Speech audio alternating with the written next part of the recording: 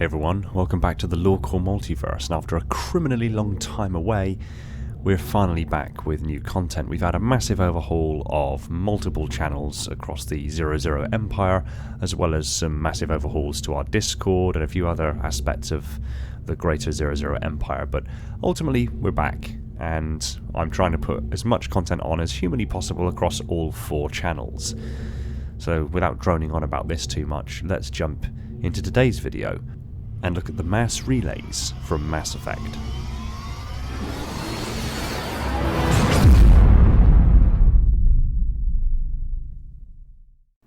Mass relays are mass transit devices scattered across the Milky Way, usually located within certain star systems. They form an enormous galaxy-wide network, enabling rapid interstellar travel. Hailed as one of the greatest achievements of the now extinct Protheans, a mass relay can transport starships across enormous distances in extraordinarily small timescales, allowing journeys that would otherwise take years or even centuries with only FTL drives to occur in only a handful of days, or even hours.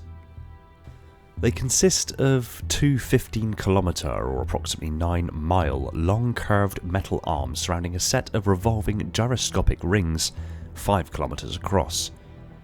These rings contain a massive blue glowing core of Element 0. For full details on Element 0 and its specifics, see the video I did on it in the description down below and the card up above.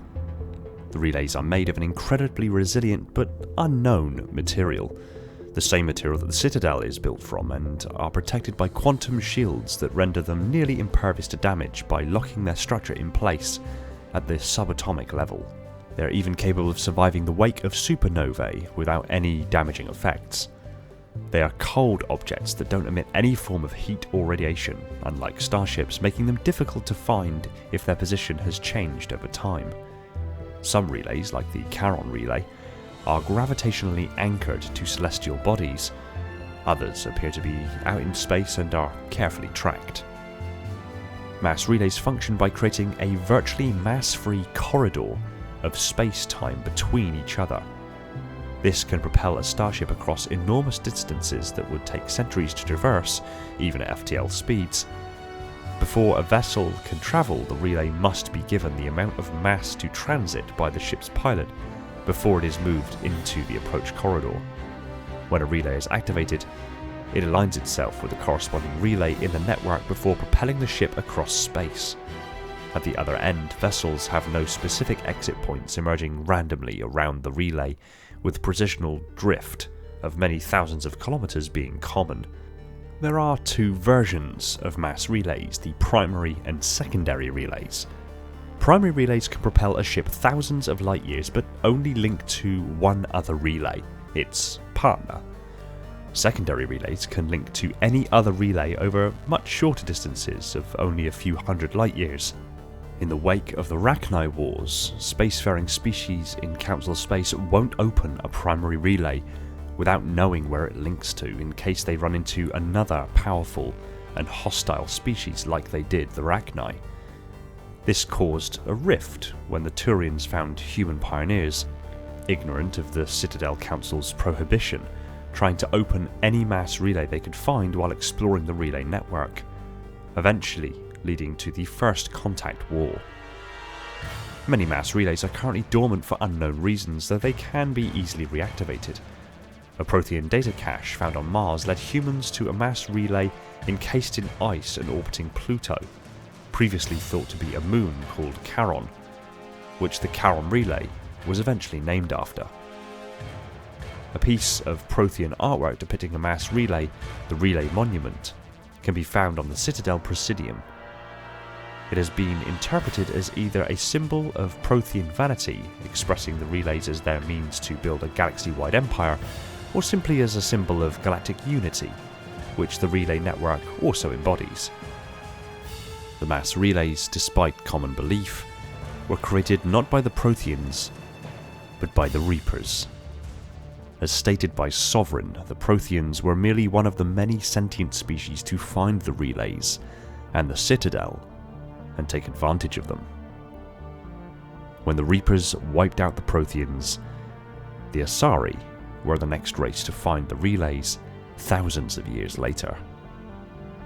According to Sovereign, by using the relays and the Citadel, galactic civilizations evolve along the paths the Reapers desire.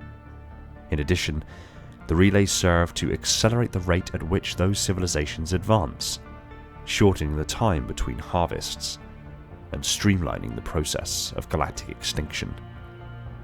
However, the Protheans did have a keen interest in the relays and did manage to crack the secrets behind their operation. This enabled them to build the conduit before they were destroyed by the Reapers. Commander Shepard also discovers that the Citadel itself is an enormous inactive mass relay leading directly to dark space, as well as the control center for all mass relays, enabling the Reapers to sever travel between clusters the moment they re-enter the galaxy. Its reactivation is fittingly more complex than that of an ordinary mass relay, requiring either a coordinated effort by the Keepers or manual intervention by a Reaper.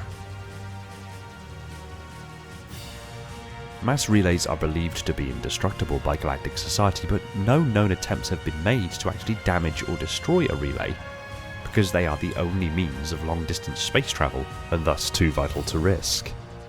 Dr. Amanda Kenson and her research team calculated that if a large enough mass impacts a relay with enough force, the relay should not be able to withstand it. The consequences of destroying a mass relay are immense. As a huge mass effect engine manipulating massive quantities of energy, a relay could produce an explosion of supernova proportions. Following a botched rescue attempt for Dr. Kenson that turns into an attempt to delay the Reaper invasion, a large asteroid is purposely steered into the Bayek system's Alpha relay. The resulting impact tears apart the relay, causing the explosion which annihilates the Bayek system and killed more than 300,000 inhabitants. Thanks for watching. This was a brief overview of the mass relays from the Mass Effect franchise. Now, if you want me to cover more Mass Effect, especially given that the franchise is actually seeing a revival with a new installment of the game currently in development, then stick a comment down below and I'll get to making some content.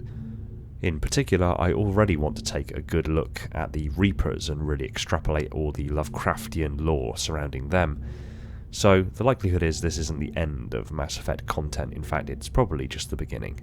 So thanks again for joining me, thank you for sticking with me for how long it's remained silent here, and rest assured more content is coming thick and fast.